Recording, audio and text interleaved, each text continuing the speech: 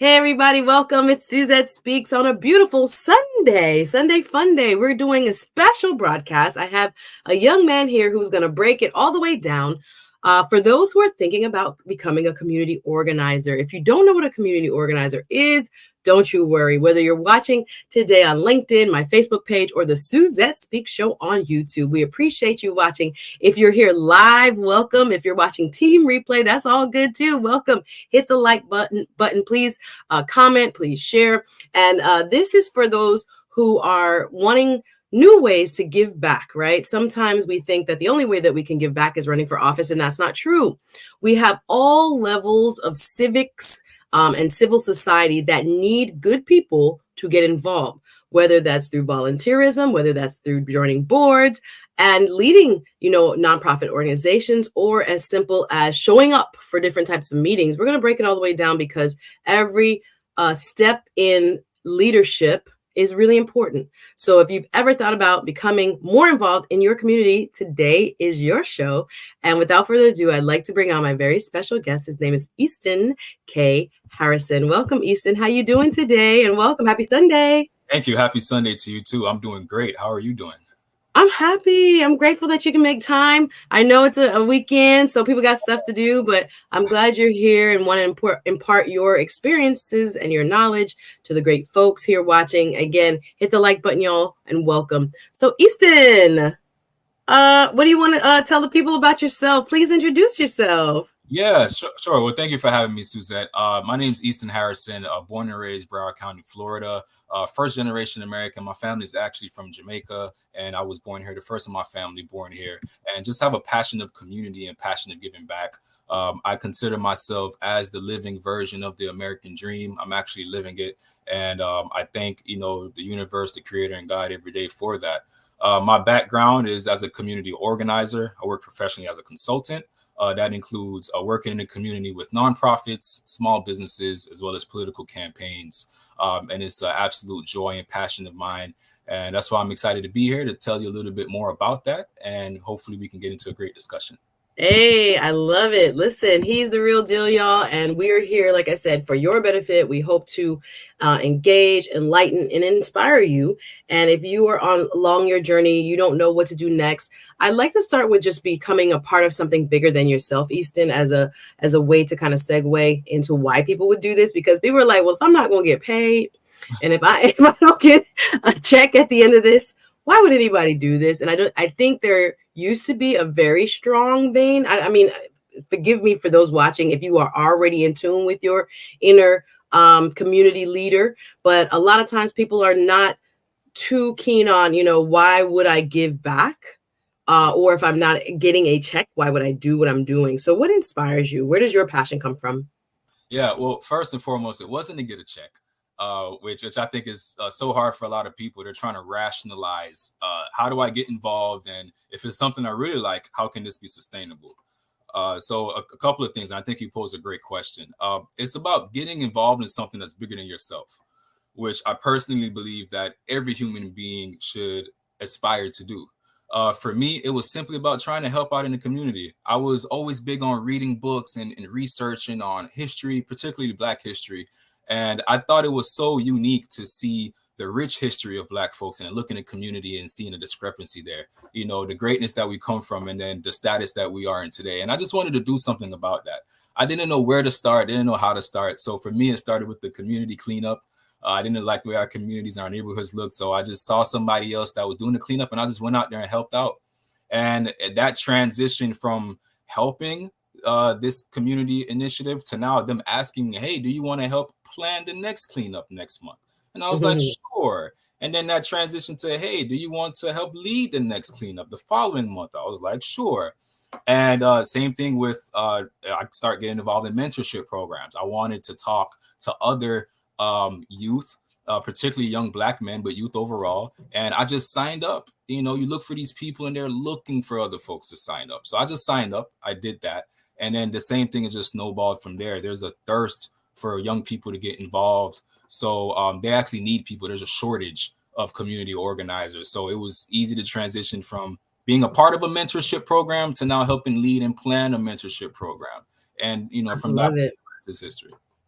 So there's so much you said there, and I thank you for sharing your journey, because I think sometimes we overcomplicate things and we think we have to have, all these qualifications, or certain people, with certain leadership abilities are those who become community organizers. And I think, yes, you could have natural talents and you could have, a natural desire or inclination to step forward. But I love the kind of quiet, unsung heroes who are in the background for the most part of their lives, or maybe late bloomers, if you will, that are not necessarily the people in the front row that always get picked, but they have a heart to serve. So I think that's really important that you pointed out that it doesn't have to be anything big. Sometimes we think of the big stages and places where folks get the most recognition, but it's the simple things that can have a real impact on others, and the lives of especially young people. And you talk about your passion for giving back to young people.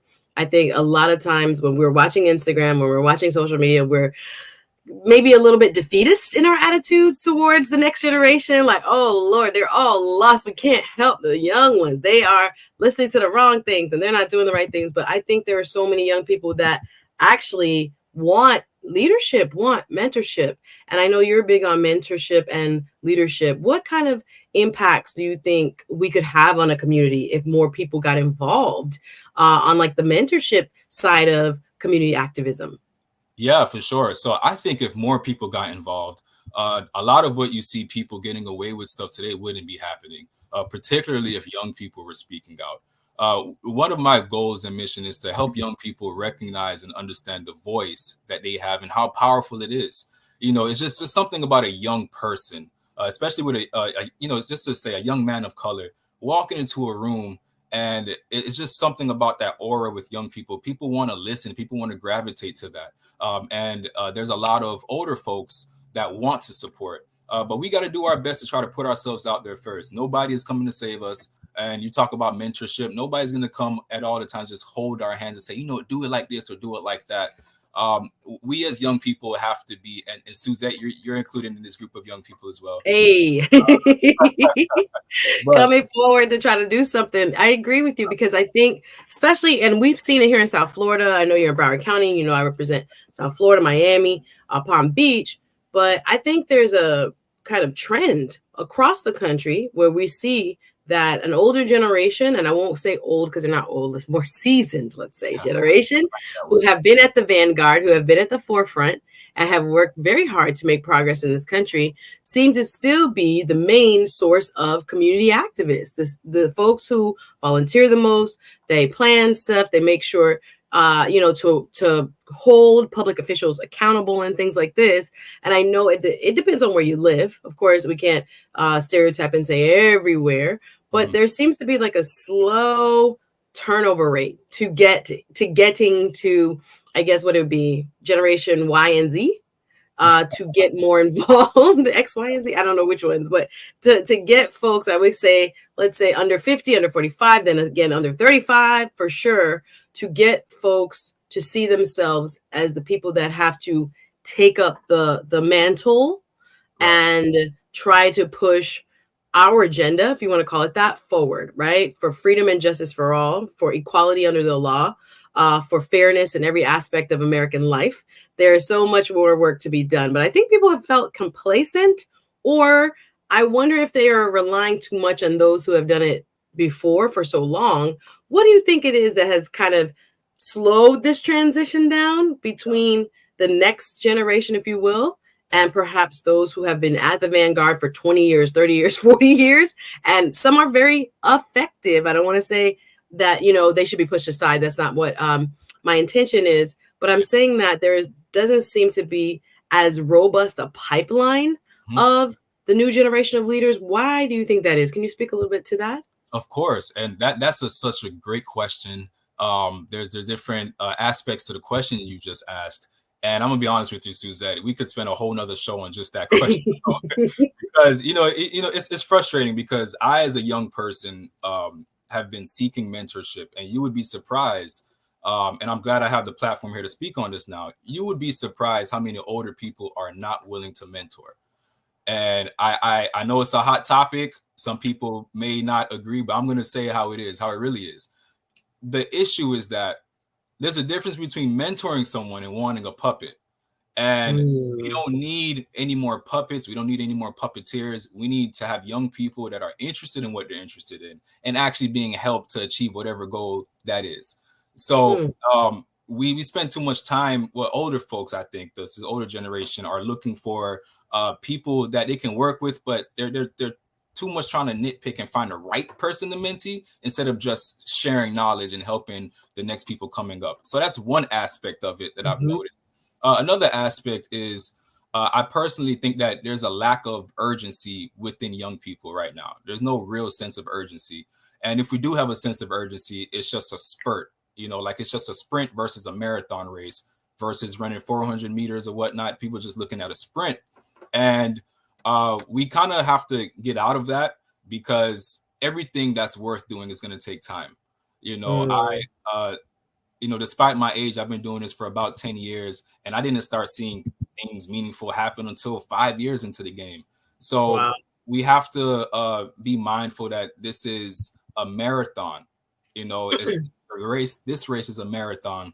And that's why it's so important to get into it when you're young, because now you can start seeing change while you're still in your prime. And I also think another aspect as to why we don't see young people involved is more for a natural reason. There's nothing to really blame with this because as you get older, you have more responsibilities. You start experiencing life for what it is. Like I know when I became a homeowner for the first time, despite already being an organizer, there are so many things that I was like, wow, I really care about this now. Like I really care about homeowner insurance, which is through the roof right now. That affects me.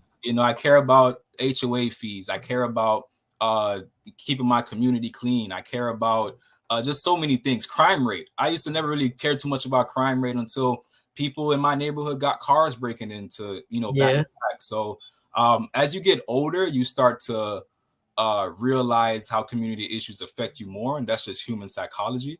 And it's even been proven homeowners tend to be more civically engaged because now you have more stake. You're paying property taxes and these things. So hey everybody in the chat, you said a mouthful there, and I'm grateful that you're speaking openly. I think I have experienced that too along my journey. Sometimes people think that everybody's an open door. Everybody's not an open door.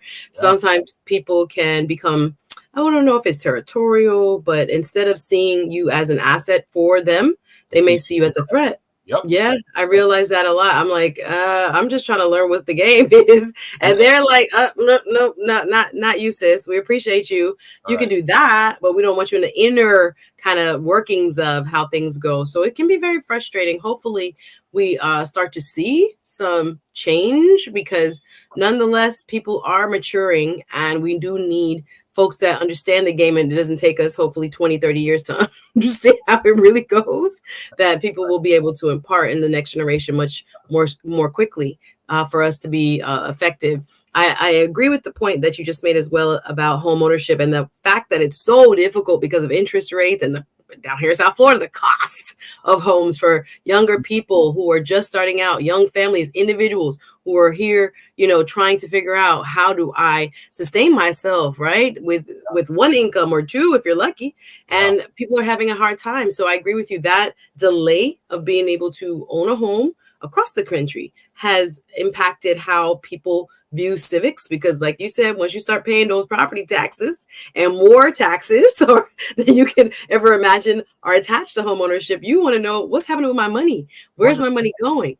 Who's responsible for what? And can this be, better for me in some kind of way? And are people really working and doing what they're saying they're going to do for me, the taxpayer, right? So I think that's really important that you pointed that out, that us not having the ability, I think, especially like the ages around 30 to 50, there are so many more people that want to be homeowners that can't right now because of inflation, because of how much a percentage of your income now it costs with interest rates being what they are.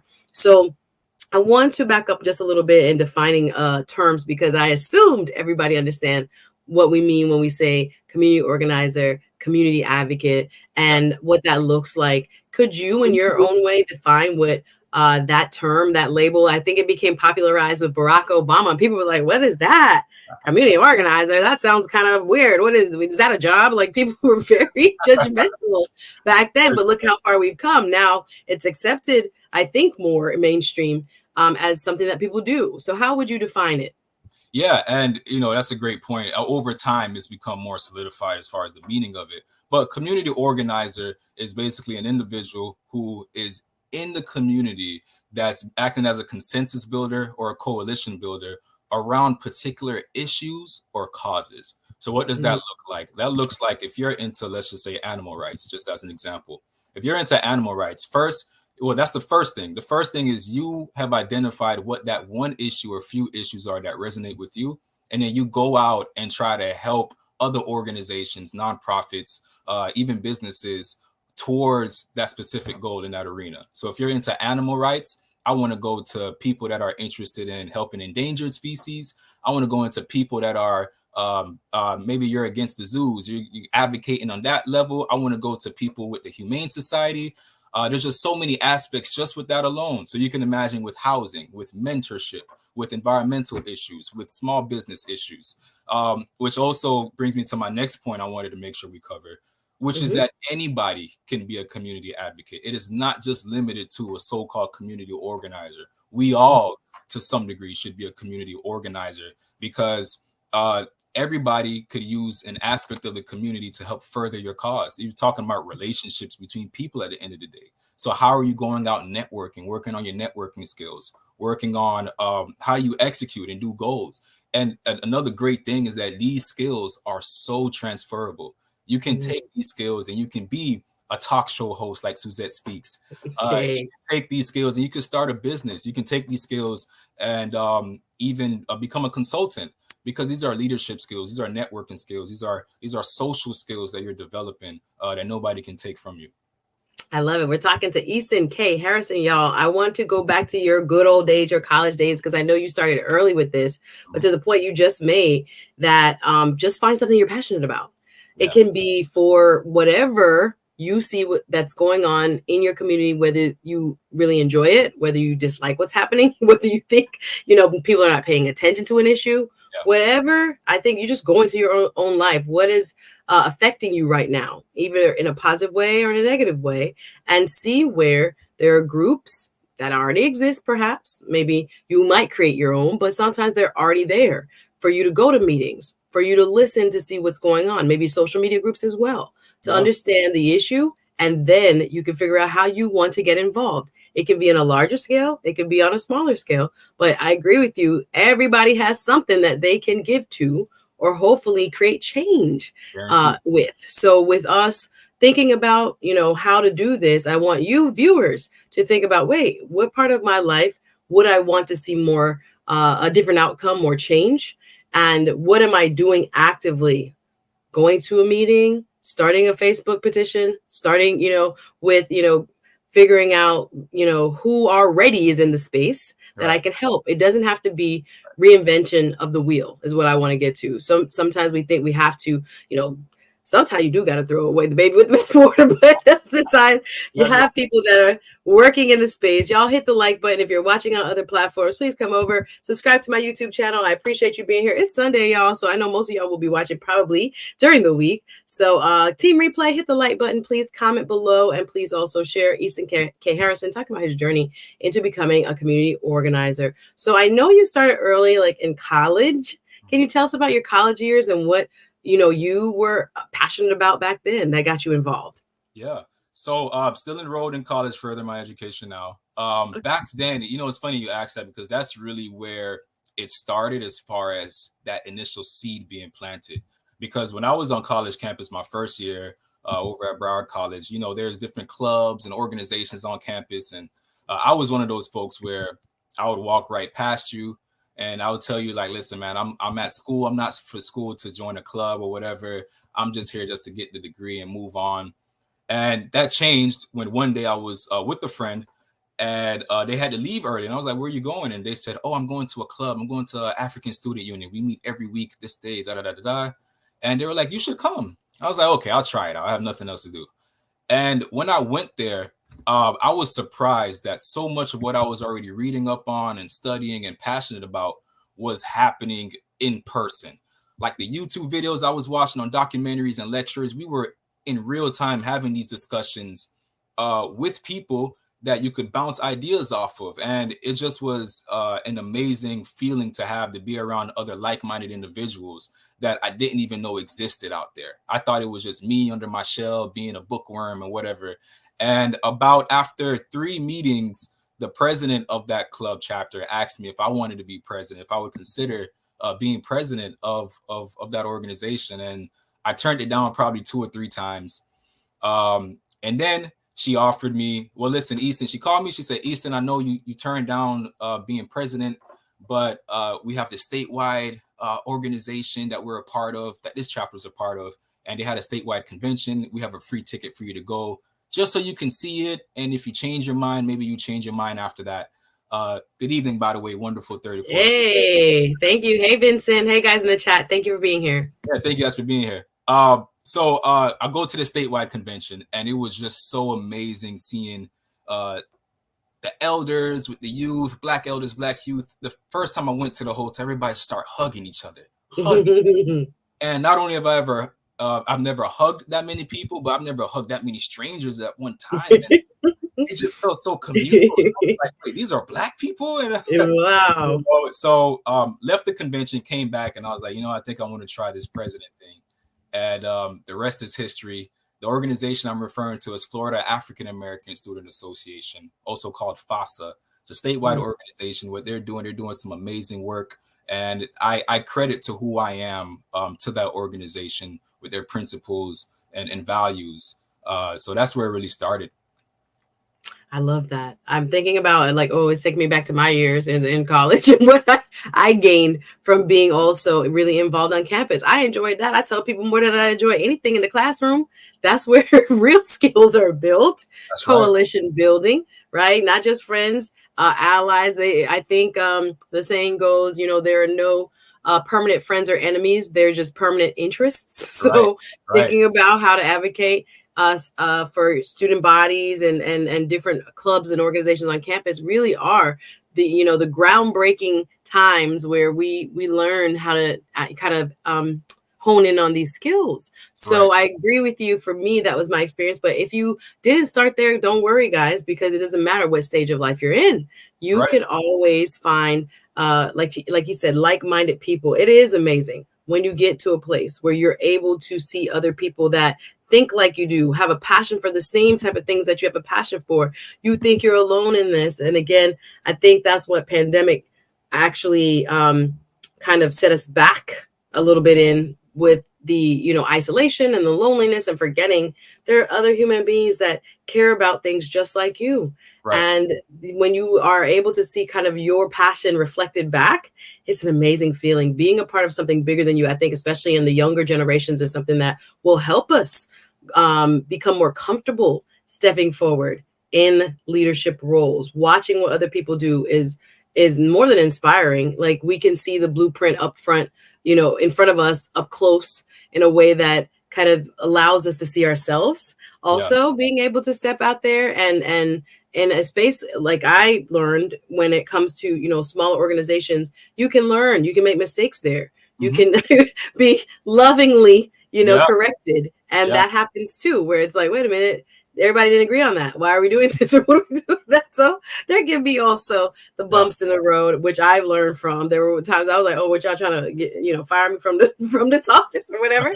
But it didn't get ever, too crazy. Sometimes it does. I'm not going to lie. But it doesn't really, majority of the time, because people are there for the right reasons. And with open hearts and open minds, you can accomplish a lot together. So I love hearing that. But also know, guys, that if you didn't go to college, or if you have a different life experience, there are ways in which you can also develop these skills, right? They are not necessarily exclusive to learning them on a campus, is what I would say. Actually, some of the best leaders we've had, I think, just come from what we call grassroots, which is just outside of any formal training and formal organizations, where you just pick up yourself and say, I want X, Y, and Z to happen, and I'm going to figure out how to make that happen. So those are some of the most powerful leaders within our community. So there are many ways to go about this. Talk to me about a little bit more about your experience with, starting initiatives, because I know that there are pathways where you get into an organization that's already established, kind of as you described. But there are also ways in which you can, start trends if you feel like, you don't see it happening where you live. How do people go about starting their advocacy for a particular issue or something that they're passionate about? Where would you say they would start if they have no experience as an organizer? Perfect. Well, that's a great question. I think the first place you want to start is ask yourself the question, the hard question of what's the problem? The first thing you want to do is identify the problem. And once you've identified the problem, then you want to start brainstorming on possible ways to fix this problem. And there's absolutely nothing wrong with not knowing enough. But trust me, being able to accurately identify what the problem is already half the battle. So once you've identified the problem and you start to create a relationship with possible scenarios to solve that problem, you want to immediately go out into the world and just start advocating and talking to people about that problem. See if they see or resonate with the same problem. And you want to poll them to see what are some possible solutions for them that they think that could be used as to help solve this problem. Excuse me, you mentioned what if there's not an organization or you want to start your own initiative and do it that way? That's completely fine. I think more people should be open to that. There's a lot of great organizations already doing the work, but there's a lot of organizations out there, or there's a lot of instances where there isn't an organization doing the work, and you should be that leader and take initiative. And it's not hard. You just want to find other like-minded individuals or talk to individuals for ideas, where through doing that, you're going to find people that want to follow you and do the same thing you're doing. And before you know it, you just go about doing it. There's other ways to be more formal. Of course, file paperwork for a 501c3. Of course, you feel like you want to get an office space, but you can do so much just from the comfort of your home, just from the comfort of your own neighborhood. Even if you are filing a 501c3, sometimes the paperwork can be intimidating. It's going to cost you around, a few $100s. You can get the process rolling and still do what you're doing until all that stuff get approved. Meaning you can have the name of your nonprofit or organization. You can have the logo. You can have your mission statement, 2 to 3 sentences of what you're doing. And while that's getting approved, you don't have to wait for that to get approved before you can start working under that umbrella, under that brand. You can do it.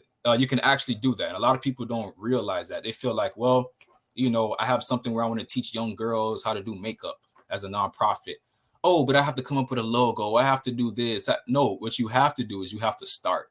You have to go and talk to your friends who have young daughters that you can start with them and do something on camera. You have to go to the schools or and I think what you're saying is really powerful, because testing it out first to see who else cares about this. Am I on point with this? Like I had a wonderful guest on yesterday. Shout out to Uplifting Actions, and thank you to the viewers who watched that show. She was like, oh, I had an uptick on visits to my website, and their platform is to try to help change folks who are stuck in a rut with their negative thinking and trying to push them more into positive, or starting back to thinking more positively, and how to, if they've never done that, recreate patterns in their lives to help change their thinking. And I love that. But you have to go out there in what we're talking about is like the grassroots way to go find communities that are looking for those type of messages. Find those communities where what you're passionate about already resonates with them. If you're talking about, and I want to get into more serious issues that we see people organizing around, especially here in Florida, when we talk about the teaching of the Black history, which is apparently controversial, when we talk about gun violence, we're both familiar with Marjorie Stoneman Douglas High School and what happened a few years back on a Valentine's Day, where, students were gunned down at their high school. There's so many issues that are really important, especially to the younger generation coming up, having never, there are people who went to school never dealing with active shooter drills. They don't know what it's like when you're now learning how to barricade yourself inside of a classroom, if in case someone comes ready to shoot up your school. Like there's a whole slew of issues that have come to the fore that the next generation, I think, is really passionate about and has started, their advocacy and community organizing around. I wanted to ask you a little bit more about when you say that sometimes you have to just get started. Sometimes, again, people, I think, want to put the cart before the horse, set up everything and then start. I think it oftentimes works out better if you are already in motion and maybe having meetings or going to high schools and talking. Or what I want to get at is, I know you do this type of work predominantly full time, but I can hear the voices of people saying, well, I got a job, I got responsibilities, I got families. And so, yes, I can be passionate about some of these really big issues, but my time is limited and I'm not really able to dedicate, let's say 20 hours a week, even 10 hours a week, maybe 2 to 5 might be my limit because I have kids or because I have a demanding schedule already. Talk to me about folks like that who might have more limited time, but want to make a difference nonetheless when it comes to, major issues of our time. Yeah. How would they push forward with their desire to give back, but maybe not having the same flexibility, or just, they have to work, they have to do what they have to do, maybe 1 or 2 jobs down here in South Florida, right? How do we get those folks plugged into, a key issue that they're passionate about? Suzette, what you're asking really hits home, because I can't tell you how many times I've missed out on great talent because of how much people have to work.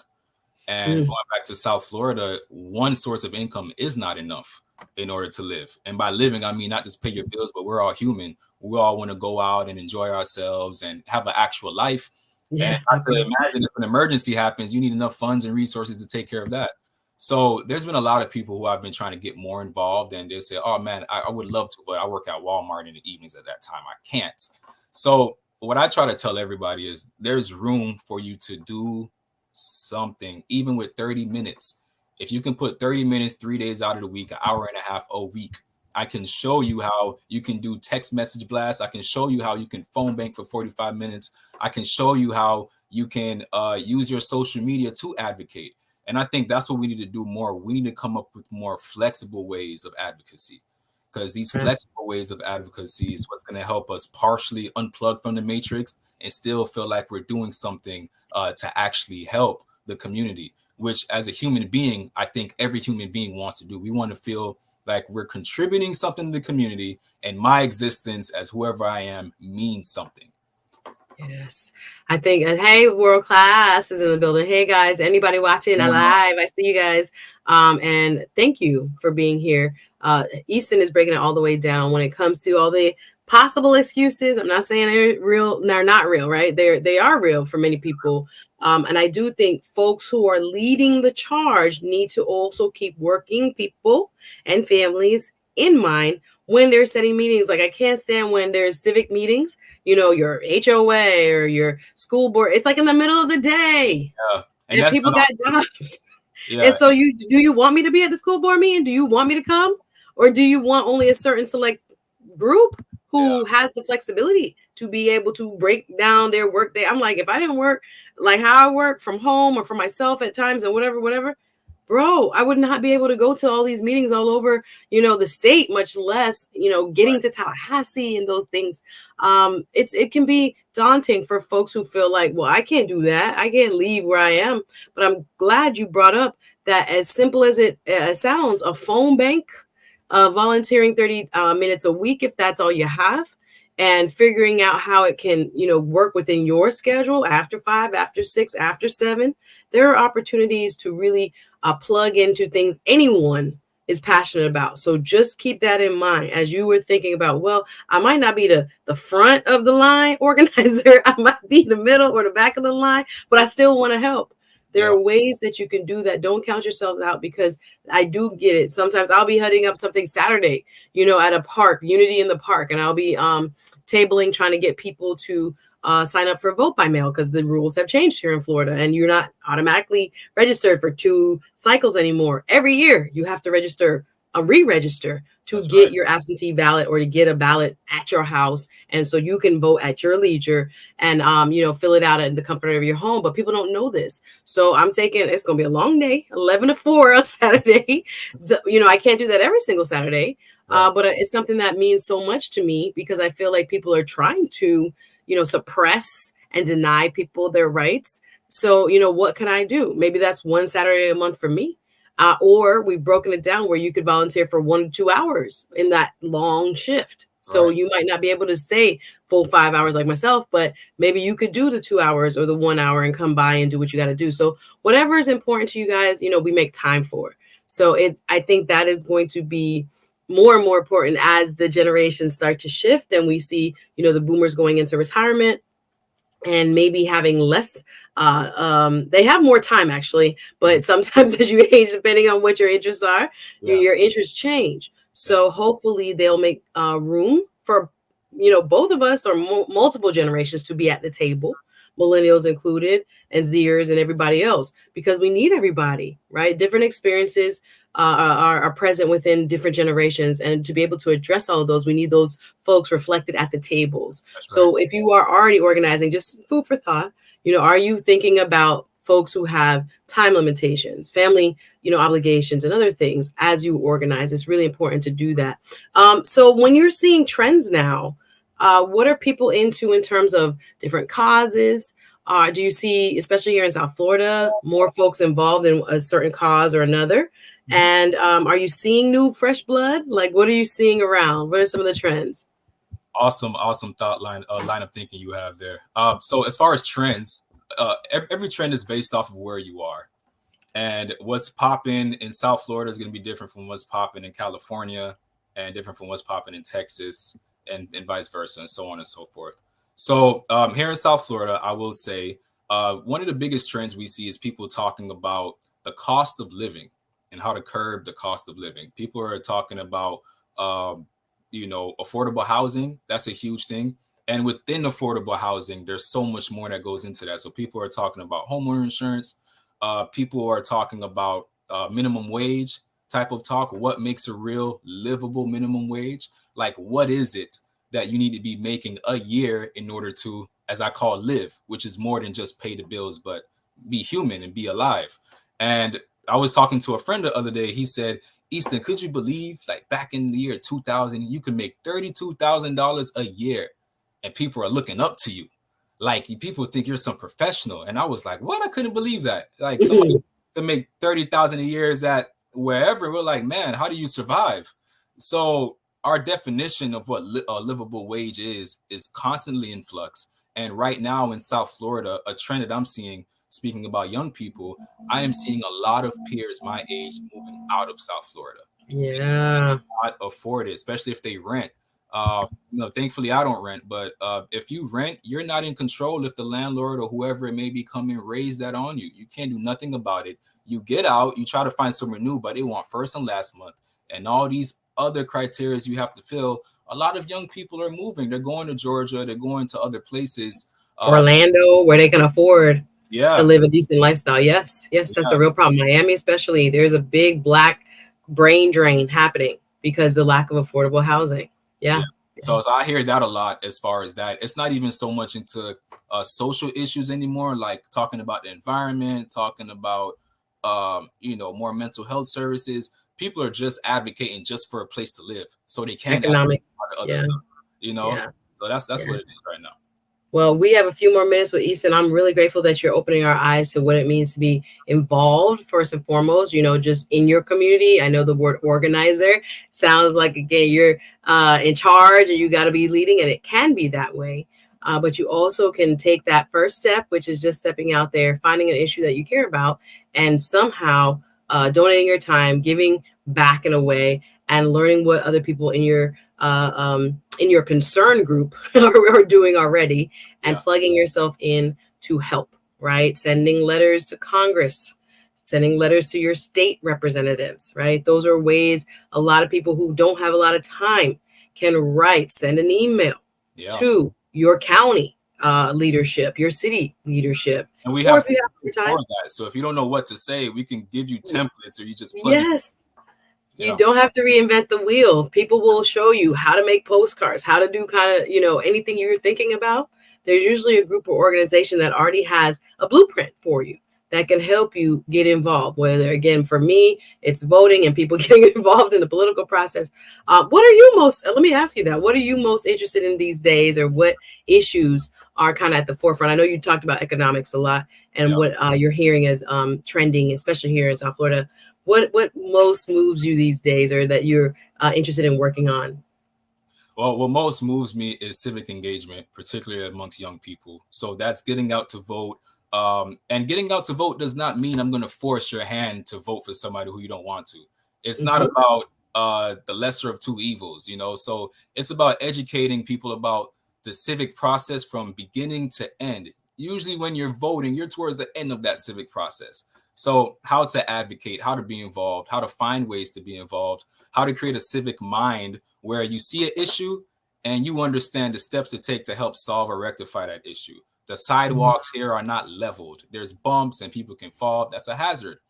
Or let's say there's a tree that's covering the sidewalk, and every time people walk, they have to move the tree out of the way.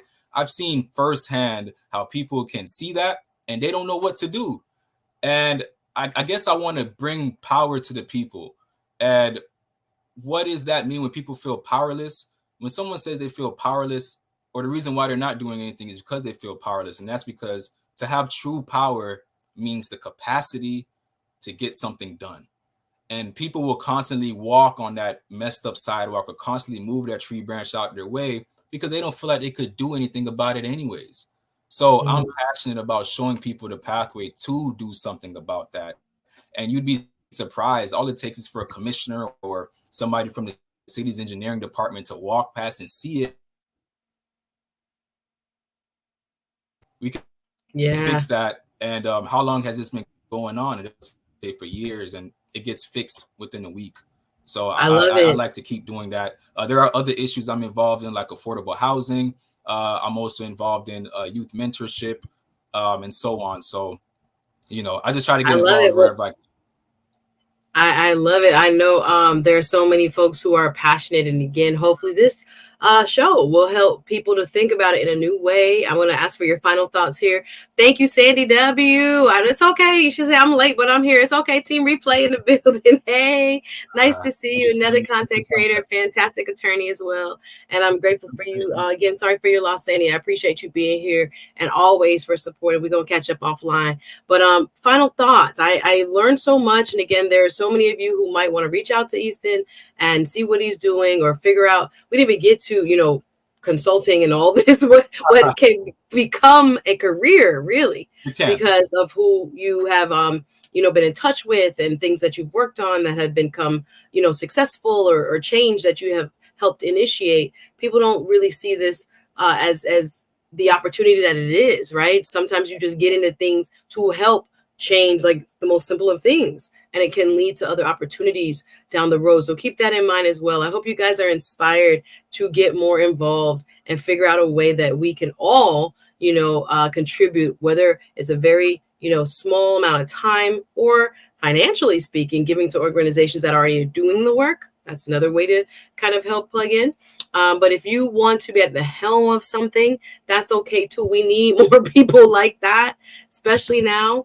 In a year like now where folks are paying attention to who's going to be president and what they're going to be doing, and especially not just president, all the way down the ballot, right? At the state level, at the very local level is the most impactful for our day-to-day lives. So I am grateful that you have spent some time with us, sir. I'm going to give you the last word. Any final thoughts for those who are considering becoming a community organizer, how they should get started or what else they should be doing?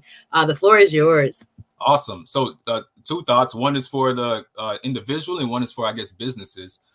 But for the individual, yes, you can be a community organizer, advocate, community activist literally by tomorrow. And you can also make a living off of this. You can, like I said, those skills are transferable. So everything that you're doing, you're going out there meeting people, you're going out there learning new strategies of outreach, you're going out there building relationships.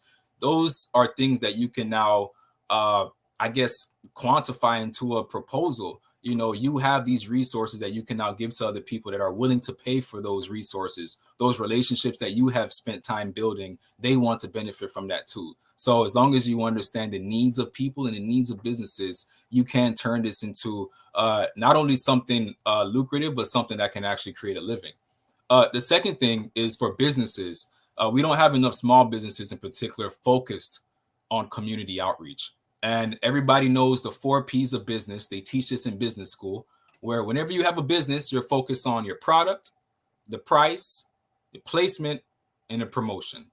Those are the 4 P's that they teach you even in business schools. You get an MBA on. Well, my model when I work with businesses, and this is what I market, what I consult on, is I add a fifth P, and the fifth P is people. So your business is nothing without the people that are coming in and buying from it. You could do something wrong and the people will be outside protesting to shut your business down. So how are you interacting with the community? How are you doing that in a responsible way is my question. And right now I have a business model where I go in and I help small businesses with that. Okay, so it's not just helping campaigns, it's not just community cleanups, it's actually doing something that can bring more meaning to everybody within the community. I love it. So much inspiration, guys. I hope this broadcast brought you more information and food for thought that will help propel you into motion. I want to thank my special guest, Mr. Easton K. Harrison. Brother, keep doing what you're doing. Let's go. And for one final plug, he also, among many leaders, will be joining us for a mix and mingle networking event this Thursday. I can't believe it. It's already here at Yeasty Brews, Lauderhill. If you in Broward County, stand up for Lauderdale. Let's go.